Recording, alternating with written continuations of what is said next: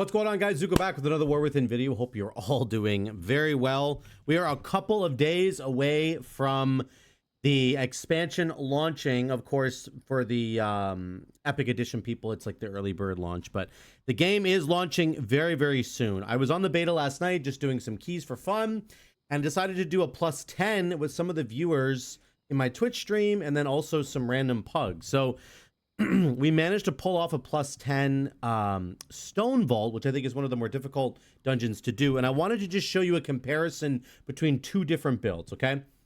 This is the build that I enjoy playing the most, like by far. It's the Farseer build. It has your ancestors.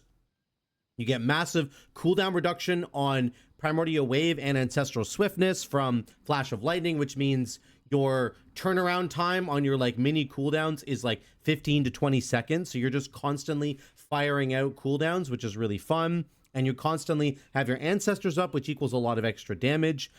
It also cools down all your defensive abilities. So, and your kick, which actually is going to come in handy in this dungeon. I'll show you in a little bit. I love the way that this build plays around Flash of Lightning and how the build kind of works in general. This is my favorite way to play Farseer.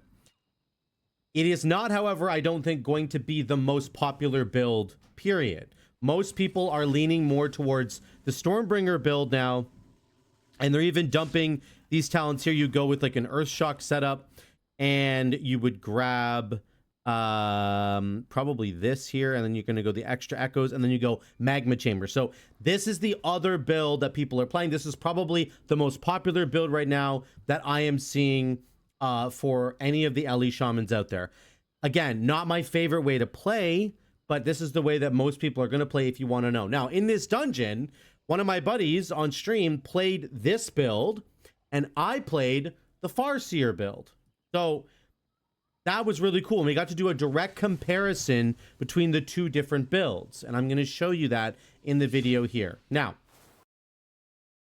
disclaimer, you know, disclaimer, our gear is scaled. This is a +10, so it's very difficult. Our gear is scaled to, I think, like 600 or like 597 or 600, which is lower than what you will probably be when you get here. And there's no Augvoker. There's no, like, my gear is not really optimized. I don't care about any of that stuff, okay? I'm just trying to show you the raw, you know, footage of what LE Shaman can do with both builds, comparing the two of them together. And I think you're going to enjoy this because I think it's really cool to see like how good both of the builds actually ended up being. So again, a +10 Stone Vault is actually quite challenging. It's quite challenging, and we have Fortified and Tyrannical because whatever, that's just what they do on the beta. This is not how it would work. Actually, no, this is exactly what would happen in the real game. You would have Fortified and Tyrannical and a Xalatath mechanic. So this is exactly how it would look. Now, one really good thing, sorry the footage gets kind of blurry at the beginning, but it's better now. One really good thing about Shamans in this dungeon, in the Stone Vault, is you have a Curse Dispel. And we actually have 3 of them because we have 3 Shamans in here. The rest of Shaman did really well, by the way. Where's my Curse Dispel? There it is. I got it. So I finally Curse Dispel myself at the very end, but there are multiple curses that you need to deal with in this dungeon. And it's important to understand that I can get rid of that. I also cool down my Curse Dispel with Flash of Lightning as well, which is kind of ridiculous, but there's multiple curses to deal with. And then the AoE CC is really good for Shaman. The extra healing from Ancestral Guidance is really good. I think LE Shaman is just a mega pick right now in Mythic Plus. Going into Season 1, it's going to be really good. You can see here our damage is good. And again, I'm sure some of you guys have seen like a Fury Warrior pumping like 10 million DPS on a pack and like all that kind of stuff. I understand that. Please just try to remember there's no Augvoker here. None of this is optimized. This is not a pre-made group. There's 2 guys in this group that I know. There's 2 of them. Actually, no, sorry. There's 3 guys that I know, but they're just from Twitch. These aren't people I like do Mythic Plus with as like a professional team or anything. So I just want you to keep that stuff in mind because I'm a little tired of people just being like, well, I've seen a paladin doing more damage on retail. It's like, shut up. This is not true, first of all. But second of all, it's just like the circumstances are not the same. Okay.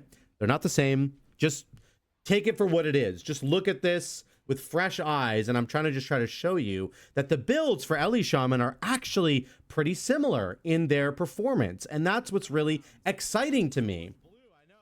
that you can take a Farseer build and a Stormbringer build, and they're actually pretty close in their output, in what they can both pump together.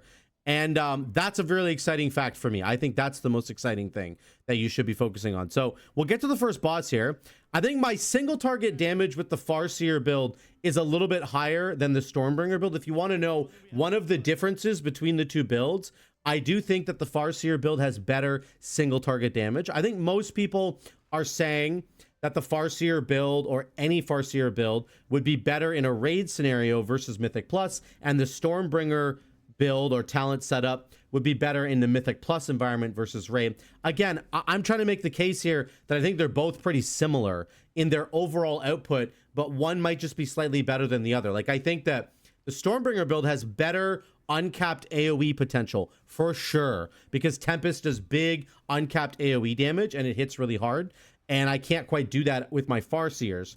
But when it comes to that, the cleave that my Farseers can provide, or the single target damage that my little ancestors are going to keep firing off spells, you can see right away that my damage here is a little bit better than the other Shaman. I'm the Herka helps guy, and then Shaman is the other guy, is my buddy from Twitch. Okay, so just so you know who's who. Sorry, I should have had Zuko in the meters there, I guess. But our overall damage numbers are almost the same.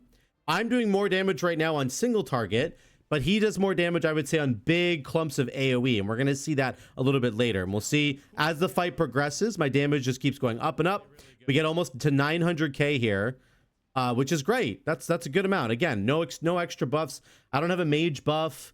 I don't have an Augvoker, like, you know, that kind of stuff. A lot of the other videos I think people are used to seeing at this point have things like a mage buff and an Augvoker, and so you just got to keep that in mind. But there you go. That's damage on a single target. I ended up dying there, unfortunately, so my damage would have been around 900k. It dips to like 840, but that's okay.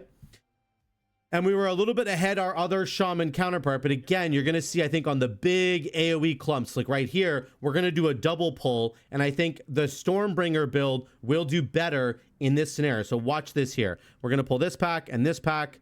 I get my Flame Shocks going. I got my Ancestor. Here comes my big Lava Burst. I need to up my... I always have my settings on really low. I need to make them higher so you can actually see my Lava Burst. I just realized that now. He's doing way more damage than me right now, and it's going to go up, I think, even more for him. He's doing almost 3 million. We're not doing no damage. He's doing almost 4 million, right? He almost does double our damage here.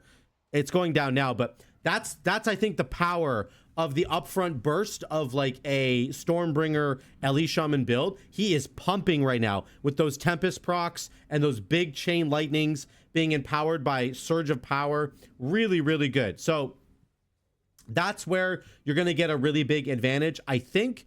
Generally speaking, if you're playing Stormbringer versus Farseer. And again, this is the whole point of this video. I want you guys to just see there's a strength on one hand over here. There's a strength over here. There's a weakness over here. There's a weakness over here. You know, I just want you to see that and to be able to evaluate it on your own. We're on the next pack. This is about 8 mobs.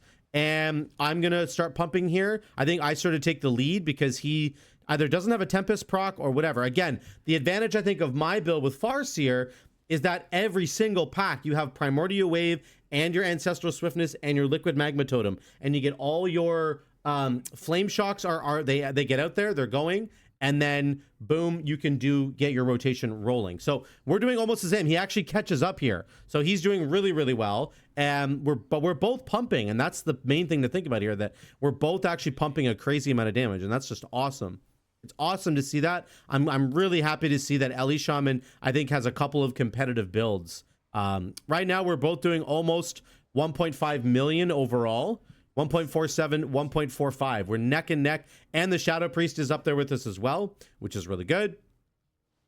Again, for me, having my cooldowns up on every single pack is just incredibly fun gameplay. I have double Liquid Magma Totem here. Here comes my Stormkeeper, and then boom, we're off to the races, doing big damage. My Ancestors are copying my abilities. We're up at 2 million. On almost every pack, I'm hitting like 1.5 to 2 million. Like, it's really good, the damage. And so is the other Shaman. He's even past me now. He went right past me there. He's at 2.2 million on this little AoE pack. But again, I get my cooldowns back again. My second round of Ancestors and Primordial Wave and big Lava Burst coming in. And if those guys had lived a little bit longer, then my Ancestors could have got sort of their full value. But you can see by the very end of that pull, we were almost neck and neck. He was still a little bit ahead of me. Yeah, I just think it's really good.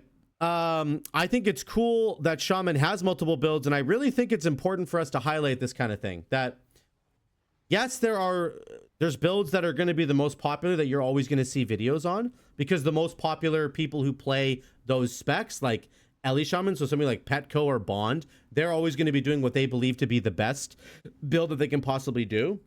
I'm here to show you that I think there are always other options. And especially if you are not a player who cares about pushing to the top 0.1% of Mythic Plus. If you just want to go in and have fun doing Mythic Plus, or get up to like a +5 or a +6, maybe eventually up to a +10 once you get some gear, but that's like as far as you want to go, then both of these builds are clearly going to work for you. They both can pump lots of damage. You do not need to agonize over whether or not you're missing out on 5% more damage here or there. Like, it really does not matter at all. I promise you that. Both of these builds are going to be highly competitive for you. So if you're one of those people who you're like, oh, I would love to play Farseer, but I'm being told that I have to play Stormbringer, don't worry about it. I promise you, you can do either one, okay? Here comes this boss fight. This is really hard. I wanted to highlight that my build cools down my kick. I actually, both builds really do this. It's not just my build, but yeah, I would say both builds do this pretty well. You're able to cool down your kick incredibly fast, because whenever you press lightning bolt or chain lightning, you can cool down not only your offensive abilities, but your defensive one as well. Look at my kick. 8 seconds, 7, 6, 5, and then it's going to go down by itself. I'm going to have this up again for the next molten metal. So like every other molten metal cast you can get. And I end up screwing up here trying to get this kick. This is really unfortunate. So I'm waiting. I'm trying to get this kick here. Right when the exhaust fence is done, boom, there's a molten metal kick. I actually get the kick, but then I'm standing next to the box and I end up dying, which was very unfortunate for me. But that's what you need, somebody who's on kicking duty for this boss all the time, especially in a +10, or you're going to die. If a single molten metal goes off, you're in big trouble on this fight. So you need to be very careful with that. Make sure that you're kicking it as best you can, and don't mess up that at all. And again, with this build or with the other build, both the Ellie Shaman builds now, because of the way Flash of Lightning works, it's really huge. It gives you this awesome ability to kick multiple abilities in a row, potentially, or to just be the primary person who is always going to be kicking, because you have that reliability. It's always going to be up. Here it comes again. We got a better cast this time, so we're going across. He's pulling the box, but then I'm going to kick molten metal right here. Boom. And then he pulls the box and we're safe. So that time we got a little bit more lucky.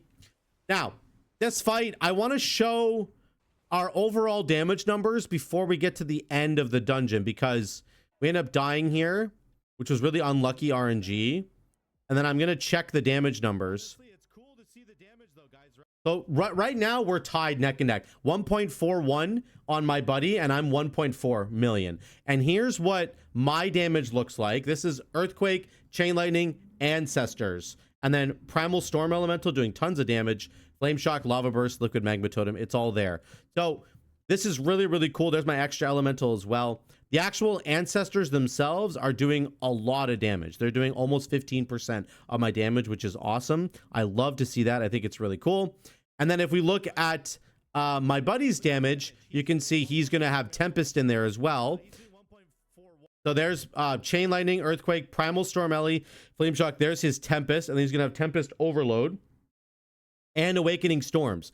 So that's 4.2%. On top of Tempest is he's at about 10.9, let's call it 11% of his damage. So it goes up here. It's his third highest damage is just coming from his tree. So mine was about 15%. His is about 11% of his damage, which is really cool. Again, there's some lightning rod damage in there that we can't account for. So again, that's going to be a little bit more as well. But just really good to see that both the trees are contributing. I think Tempest could do a little bit more damage still for Ellie Shaman. I think it's undertuned a little bit. But the bottom line is that our damage, if we had got through the rest of the dungeon without having some serious mistakes, which we ended up having, then I think our damage would have been somewhere between 1.4 mil to 1.5 million overall on both the Ellie Shaman specs. And I think that's really important to end up seeing, actually, because it's just awesome. We're both pumping a lot of damage. I think there's an advantage for Farseer in a single target or cleave situation, and then there's an advantage for the Stormbringer build when you have big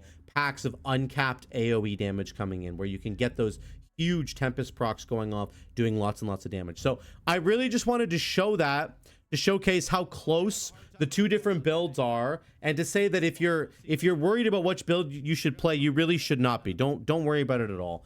Please, like, I promise you, both the builds will work for you. This is a +10. We're not even going to get to +10s for like a couple of months after the game launches in 2 days. Like, it's going to be several months before we even see +10. So you're going to be able to do lots of different content, all kinds of different content with either build. And in Mythic Plus, I think either build actually works really well. I actually really think that the Farseer build offers some interesting other sort of niches that the Stormbringer build doesn't. But again, one of them is incredibly good on AoE. One of them is a little bit better on single target, but still has decent AoE. So it's up to you. Choose whatever you want. But I think you should not be worried about which build you're supposed to play. Just play either one of them because they're both performing really well. Thank you so much again for watching. I love you guys. I hope you all really enjoyed this. I will see you in a couple days for my big 24-hour stream on the launch day. It's going to be a lot of fun. All right, see you then.